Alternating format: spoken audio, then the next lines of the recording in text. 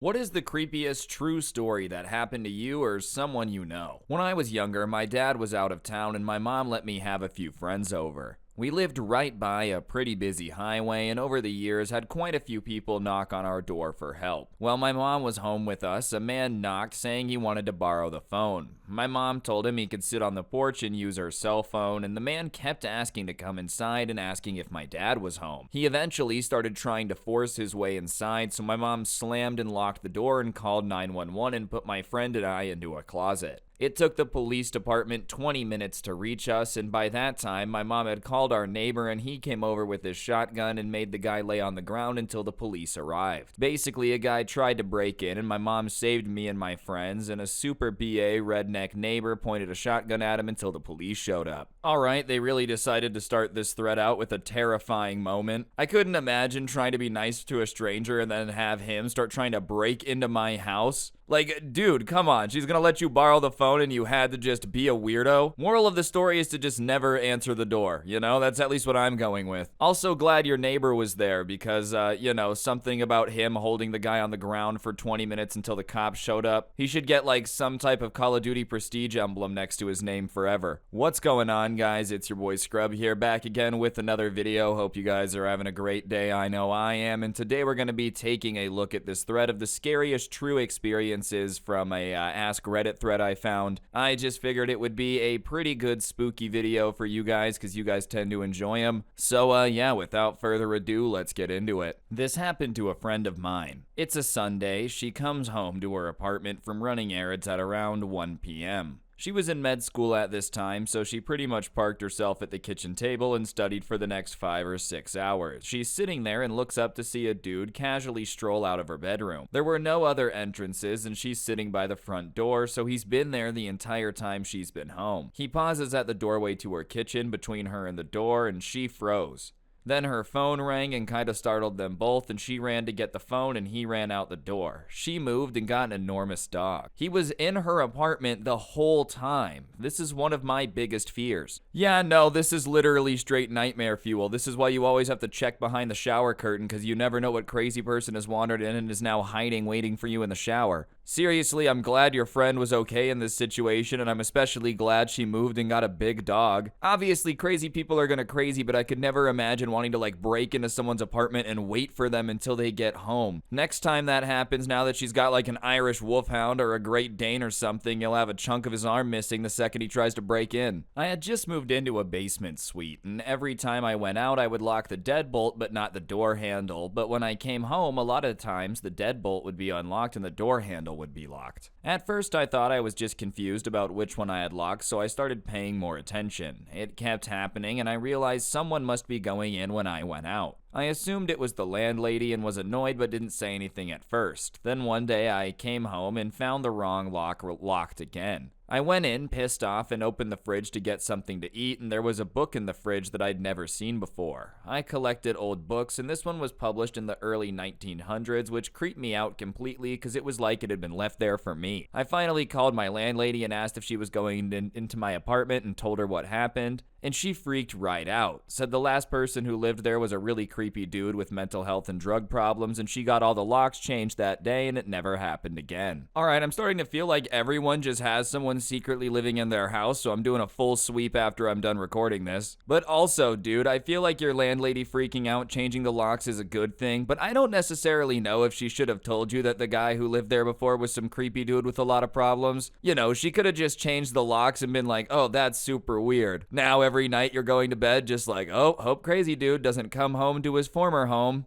When I was about 9 or 10, my older brother and I had a few friends over to stay the night. My dad had to work the next day and we were all left at the houses by ourselves for the day. We were pretty excited to play PlayStation all day on our Saturday off, and my dad worked late that night. As soon as the sun went down, we went into one of the rooms upstairs to play Uno. Fast forward 30 minutes and we start hearing footsteps slowly walking up the wooden stairs. My dad wasn't supposed to be home for another 2 hours, so we didn't know who it was. There were 4 of us, me, my brother, my friend, and his friend. We would take turns walking out of the room to see what it was before we could look down the dark stairs, and we would hear what sounded like someone running down the stairs as fast as they could so they couldn't be seen. This continued for probably 2 hours, ending us with us all huddled in the room upstairs with the door wedged shut with a chair until my dad got home. None of us were really believers in anything paranormal, but a child's imagination is crazy. Now, 15 years later, I still don't know what to make of it, but every one of us heard those footsteps walking up the stairs. I bring it up to my friend, who I'm still friends with, and he remembers it just as vividly as I do, and it creeps me out thinking about it. Bro, I'm just surprised you guys didn't start huddled up in the corner of the room, alright? Like, I'm keeping it $1.50. If I was home alone and started hearing someone walking up the stairs, went out and heard someone running down the stairs, I'm instantly huddled up in the corner calling whoever I gotta call to get somebody there as fast as possible. The fact you guys were just like, okay, let's take turns. If we are gonna get kidnapped, we'll do it one at a time, just like they fight good guys in the movies. You know, when it's like the good guy in the middle of all the bad guys, and instead of just swarming him, you know, they just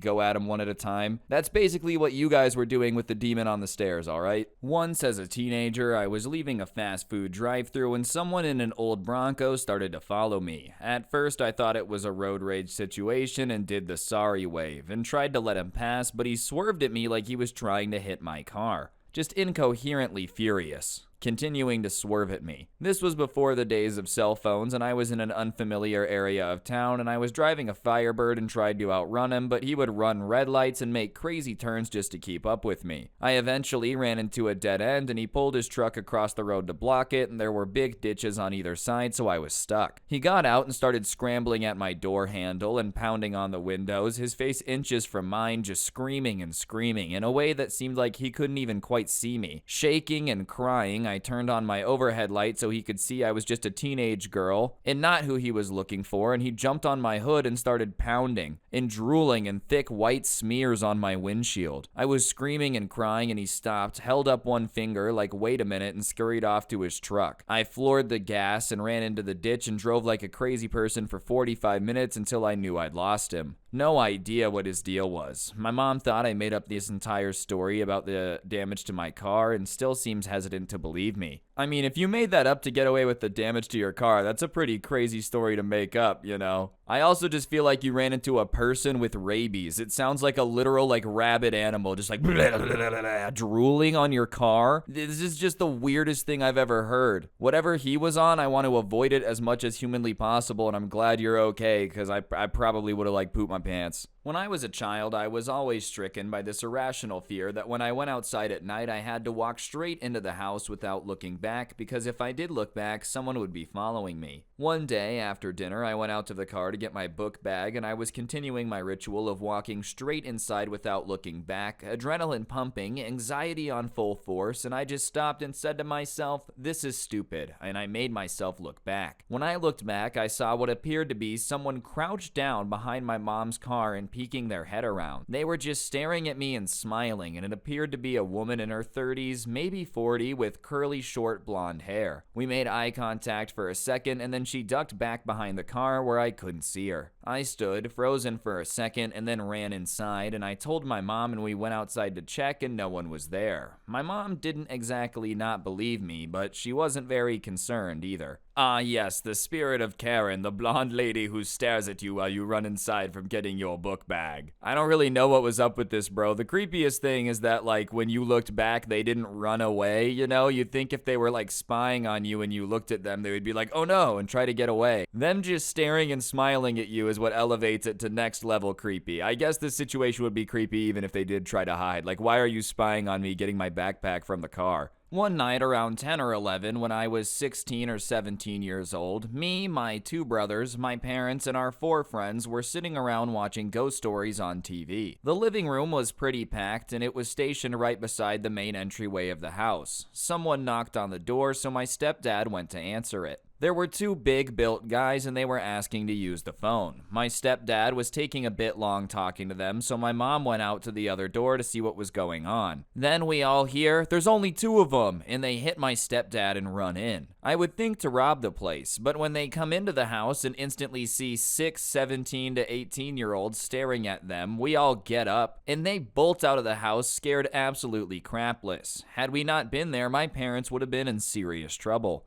All right, lesson learned. I'm also just like never gonna open the door again if someone needs to use the phone. That's what I'm learning. Yeah, and thank goodness you guys were there. Hopefully they'll remember that next time they go to commit a little home invasion. You never know when 18-year-olds will be waiting on the other side to like kick the crap out of you. It's just unfortunate they ended up running away. When I was in college, I lived in a decently safe apartment complex. You needed a gate clicker for your car and the foot entrance required a code. All doors had a deadbolt and extensive locks for sliding patio doors. Well, when the complex went under new management, the footpath gate code stopped working so anyone could push it open. In mid-October, a note was sent out to all residents stating a new gate code would be issued in the following days and for everyone to keep their doors locked due to suspicious behavior. The following week, another note was sent out describing a man that had been seen peering over balconies and through windows, but the gate code still hadn't been fixed. On Halloween, I distinctly remember locking my deadbolt after a night out because I had friends staying over and I usually lock my door anyway since I lived alone. I woke up the next morning and my door was unlocked. I asked if anyone had went outside and they all said no. The following night I was by myself and a little skeptical of my door, so I made it a point to check my door before I went to sleep. I wake up the next morning and the door's unlocked and I was a little freaked out, so I scanned my apartment for anything missing or a sign someone had been in there. There was nothing, so by the third night I was damn sure I locked my door and checked my sliding door locks as well. At around 5:30, 6 a.m., my cat started to get restless, so I threw her into the living room until I was ready to wake up. She starts making some weird noises and a few minutes later, so I go into the living room and hear a weird noise, like a thud or something. I look at my door and it's unlocked. By this time, I'm freaking out. I called my apartment manager and got them to inspect my apartment to make sure there was no way for anyone to get in and had my locks changed. Never happened again, but I'm about 99% sure someone had been sneaking into my apartment when I wasn't home and watching me sleep. Maybe I was just being paranoid, but I know for a fact I locked my door all 3 nights. Bro, does everyone have someone sneaking into their apartment? What is going on? If I'm ever like in a different house, different apartment, whatever, dude, I'm definitely getting the locks changed immediately. I'm not taking chances. You know, I understand this is just one Reddit thread, but the fact that there's like 4 stories of people's apartments getting broken into is more than there should be, all right? This is firsthand. I worked as the marketing director for a very large consumer electronics company in Canada, and we routinely have executives from overseas visit. We went to pick up an exec at his hotel room, and when he opened the door and saw my colleague and I, he let out the most horrible shriek and fainted. He told us that he saw a full-size dead man sticking to my shoulder weightlessly. Needless to say, I was distressed as I felt nothing and saw nothing, but I do know the guy looked at me and screamed, and it still sends chills down my spine just thinking about it. Is that just his nice way of saying you were really ugly, you know? Like, oh wow, I thought you were a dead man. Alright, that was a joke. Obviously, you're not as ugly as a dead man. I would probably be a little freaked out if someone fainted after looking at me and saying that, though. I don't know what type of bad spirits you got around you, dude, but you might want to go to, like, one of those things that clears them. I don't know what they're called, but you should. You should learn what they're called. I rented a cabin for a week with my significant other. The first night we were there, we had spent the day visiting her family. That was the actual reason for our trip. Had dinner, and she got pretty wasted. We get back to the cabin, and I carry my significant other inside to find all of our bags open and dumped onto the floor, and this sent me into panic mode. I haven't been drinking, and I routinely carry, so I pull out my gun and sweep the house. I check every room, closets, and even under the bed, and there's nothing. And my significant other is still fast asleep, so I check out the stuff over there, and there's nothing missing. It had just been dumped onto the floor, so I look around some more and all the windows are locked. The back door was even deadbolted. It just really bothered me that there was no sign of a break-in. I know the door and I know I locked the place before I left. So either someone else had a key to my cabin or whoever it was still inside. Either way, I didn't think I'd do much sleeping. It was too late to make other arrangements, and considering that most likely there wasn't anything to worry about really, we'd been gone all day from 9 a.m. to midnight, so odds were whoever did it was probably out way earlier. But still, I couldn't shake it. I went in and covered up my significant other and used the bathroom and set up a rocking chair to face the front door and had my gun on my lap and started watch. It felt pretty silly sitting there, but I couldn't not sit there either. At some time around 3 or 4 a.m., I fell asleep. I woke up the next morning around 7, sun shining through, and I actually half scared myself because I hadn't meant to fall asleep, which then scared me again because I wasn't holding my gun. I start looking around and on the couch is my gun, and I'm like, what? And then I look and the front door is wide open. I'm like, no way. And I jump up and start running to check on my girlfriend, and thank God she's still there untouched. So I go back to the living room and pick up my gun, and all my bullets are missing. I go outside and look around. Car and everything is still there. There's no signs of anyone, and I walk back inside and look in the far corner of the living room. And in the corner of the main living room, I see the rug lifted up, and I investigate, and it's covering the opening to the crawl space. That means this guy was in my cabin the entire time. I must have pulled up, caught the guy in the act, and he thought he was fast and hid in the crawl space. Then sometime during the night, he crawled out and disarmed me and walked right out the front door. Basically, I rented a cabin, came back for the night to find the stuff dumped on the floor, put my girlfriend to bed, stayed in the living room with a gun in case they came back, fell asleep, and woke up the next morning to my gun on the couch and a hidden crawl space door open and the front door wide open, and the person was hiding in the crawl space the whole time and came out while I slept and disarmed me. Alright, don't get me wrong, this is horrifying. I'm super glad you're okay. I probably would have been like equally as scared in your position. That being said, what in the Sly Cooper master thief is going on here? Breaks into a cabin, happens to know where the crawl space entrance is, somehow gets the rug back over the crawl space entrance,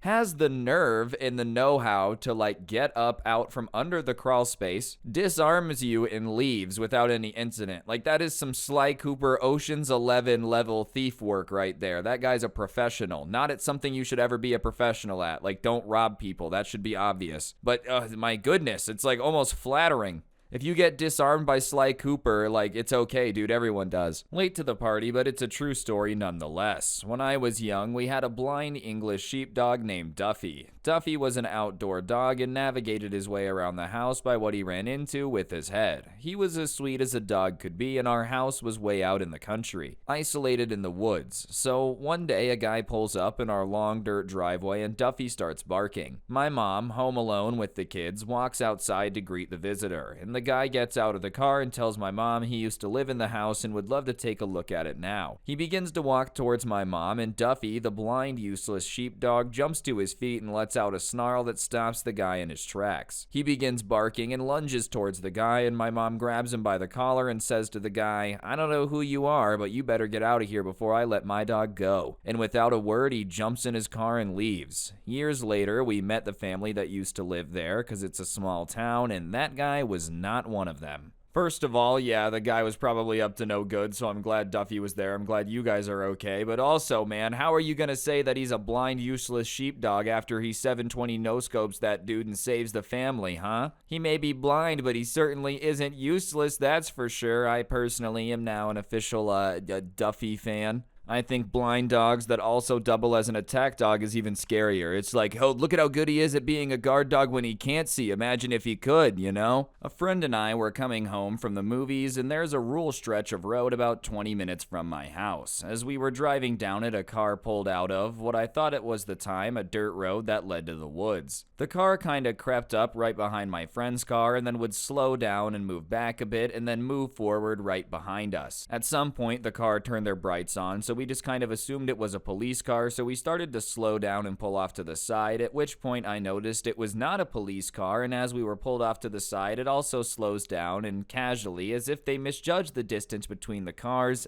nudged in the back of my friend's vehicle. So it was at that point we realized we should get back on the road towards a more populated part of the city. So this cat and mouse chase continues on through the city for another 20 minutes. At this point, my friend, not altogether a small guy, nor lacking a temper, decides he's had enough, so he pulls into a random driveway, turns the car off, and immediately jumps out of the car. I reluctantly got out of the car a few seconds after him, and the car just slows to a crawl on the road. Turns off its lights, and we see into the car, and there's 4 teenagers, I'm assuming, stoned out of their gourd with the windows down, blaring Sister Sisters, I Don't Feel Like Dancing. And as they roll by, we also realize the 3 passengers all have sock puppets and are aggressively having a dance-along, sing-along song. The transition from fear to absolute relief in the situation made me piss my pants, and my friend has never let me forget that. Dude, they really chased you for 20 minutes just to show you a sock puppet show? I mean, I don't necessarily know that I would have peed myself on this one, but I could understand the immense relief that you felt. You're like, all right, man, we're about to get into a fight here. These 4 teenagers are looking for trouble. Nah, they were just very, very excited to show you the beautiful art of sock puppetry. Featuring a song and dance, my goodness, you guys basically got a Cirque du Soleil show. I used to live in a rented house that sat across the street from a bustling city park. At night, when the park was deserted, I would walk out my front door and sit on the porch and look at the trees and the stars. One night around 1 a.m., I opened the door and started to sit down. That's when I saw a man standing in the deserted park. He was directly in front of my house, and the man was dressed in all black and wearing a Halloween skull mask. The mask seemed fairly intricate, but was most definitely a store-bought cheapo. The sight of this guy sent a chill down my spine, and he didn't move at all, although I know he saw me. The entire neighborhood was silent, and still, we just paused there holding our ground. We watched each other for a long time, and then he sauntered away. I ended up calling the cops because I figured the guy was casing the neighborhood. The cops came and took my statement, but nothing ever came of it. A couple of months later, I'm doing some yard work around the side of my house, and I'm pulling a huge tangle of weeds out from a thicket underneath my kitchen window. And I see something that looks like trash and pick it up, and it's the mask that I saw that night. Yeah, no thank you, dude. I feel like your only option at this point is to move. Seeing the mask is creepy enough, but whatever. Maybe it's someone just trying to scare people, playing a little pranksy. The fact that you then find it under your kitchen window, okay, well now the Mask Corporation has marked you, dude.